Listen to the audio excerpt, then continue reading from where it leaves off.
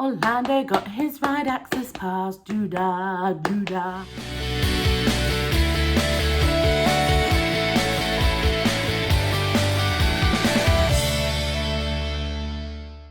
Hi guys, and welcome back to my YouTube channel. If you've just done what I think you may have done, you may have just watched my update on Orlando's life health vlog, which I mentioned this vlog that I'm going to film now. I'm so thirsty, but Aubrey's between my legs and my drink's over there, so I'm just going to leave it. I'm going to say at the outright, I in no way, shape or form thought I would ever need this ride access pass. I never necessarily wanted it. I've seen a few people online saying that people are just using it as a free fast pass. That is not the case. If you've watched my previous vlog, you're probably starting to understand what it's like to be my son, who, again, I will say, if you haven't watched that, my son is Orlando. He is nearly 3. He's non-verbal, got limited to no communication, got a social communication disorder, PICA, and he's got no understanding. Potentially autism. Recap, there you go, that's the quick recap of the other vlog for you. He can't queue whatsoever. With this ride access pass, you maybe have to queue for like a couple of minutes, and that is already too much for Orlando. He is pulling you to get on the ride, or he's pulling you to get off, or he's tantruming because he doesn't understand. It is, I don't want to use the word, but it's painful. Queuing with Orlando is very painful. And when he knows what he wants, his needs need to be met then, not in an hour's time. Not in 45 minutes. So add another child, Aubrey, into that situation, very hard. I haven't actually quite yet done a theme park by myself with the kids, just because, 1, height restrictions, like that's one thing. 2, trying to organise 2 kids in a theme park and queuing with Orlando is a different thing. But let's get started and start explaining this ride access pass. Sorry, it's in here, hence why she's got the bucket. So basically, when I became a Merlin pass holder, which was in March, we did one trip where we queued, and it was a hard day. It was like a Sunday. It was the first Sunday they opened. They weren't manic. This is Legoland I'm talking about. Wasn't manic, but it was still busy, like half an hour, 25, 40-minute waits for rides. And if it had longer than like 15 minutes, we weren't queuing. We knew that just wasn't worth the 3-minute ride or 2-minute ride or whatever it was. So our first trip to Legoland involved, I think we went on 2 rides, maybe 1. And then just walked around because we just couldn't cope with queuing. So I ended up researching Legoland Ride Pass just to see how much of the ride and reserve and ride, or whatever they call it, is. That's extortionate. I don't suggest doing that in any way, shape or form. It is horrible. As I've explained on another vlog, to get unlimited fast pass for Thought Park for the day is £100 per person. Like, that is just ridiculous. So, basically, I found this thing called a ride access pass. Back when we started doing it, you could apply for a 1-day ride access pass if you didn't have the right documentation. Back then, the documentation was a DLA form, a GP's written letter, basically stating why this person cannot queue. I'd already applied for DLA for Orlando because a friend suggested that Orlando may be eligible, and that could be money that we could save for him for if he needs tutors or special equipment or special books or anything like that. So for our first couple of visits, I basically just showed them the DLA form saying that they have received our application, they'll get back to us within 40 working days. Then, from the 9th of May, they changed it. They were scrapping the 1-day pass. Don't get me wrong, I get it. The queues to get that pass were ridiculous. It was stupid. And I also think that they had people that weren't really eligible milking the system. So I get it. I spoke to someone on the customer service ride access pass desk. I explained the whole situation that I've explained 1,000 times before. And they said there was this thing called the access pass. Not that ride access pass, the access pass. This pass is something that you pay £15 for 3 years. And you basically send your documentation over to them. If you're eligible, they will send you a card. Of course, I wasn't sure if Orlando was eligible, so I just sent them an email, sent them my paperwork, and was like, is my son eligible for it? They replied saying yes.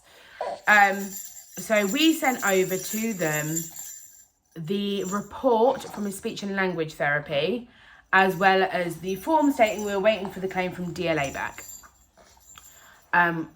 For the Ride Access Pass, Legoland and other Merlin places will issue the pass for 2 years, 2 whole years. So the paperwork that we had after the 9th of May wasn't valid for a 2-year pass. It didn't meet the requirements. But now that I had this access card, it did. The access card, where's my purse, honey? She's just falling on the floor. The access pass looks like this. I'm just going to cover Orlando's membership number. So it looks like this. You'll see this sign in the corner. That is, sorry, I don't know why I'm being funny about this, but oh, careful. This little, see that symbol there? That is the queuing. That basically says that Orlando cannot queue. All those other boxes that are empty are for different, there's different symbols that they use for, like, if you need carers, if you need additional assistance, if you're hard of hearing, toilet requirements, anything like that. Of course, Orlando is only applicable to the queuing at the moment. She's going to trash that.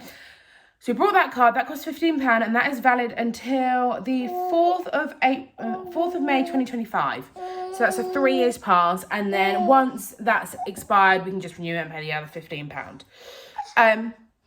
Once we had this card, we were at Chessington when we actually received this card. I went to the customer service desk, explained that I spoke to someone at Legoland. They said if I had this access card and it showed that my son couldn't queue, he could get the 2-year ride access pass. Do you know what? I was waiting for a fight. I was waiting for the, no, you can't do that. No, no, no, no, no. Bless her. Wait, that's the wrong pass. That's not mine. Wrong. So I'm just trying to find Orlando. Basically, she literally looked at the card. Went, yeah, that's fine. What's his details? I was waiting for them to want copies of it, like proof, everything. Nope. So they basically just printed out, again, I'm going to cover up his number. Oh, nearly. This is Orlando's Ride Access Pass. I'm just covering up the number there. So it's his photo with Ride Access Pass. On this one, it does say red. What red means is that he has to go with a carer because he is too... They basically asked the question, is he able to get on and off the rides by himself? The answer is no, because he won't get off the ride at all. They basically gave us a red one, which means he can't go on a ride by himself. Someone always needs to be with him. So yeah, we got that Ride Access Pass, which means for the next 2 years, Orlando doesn't need to queue.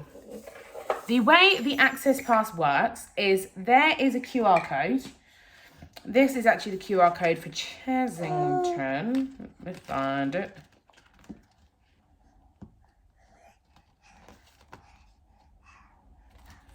There is a QR code on there. You scan that QR code. They put in my email address. So Orlando's Ride Access Pass is linked to my email address. Please don't eat that, honey. Your brother needs that for 3 years. No, eat this one.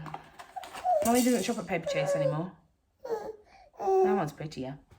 My email address is logged into Orlando's Ride Access Pass.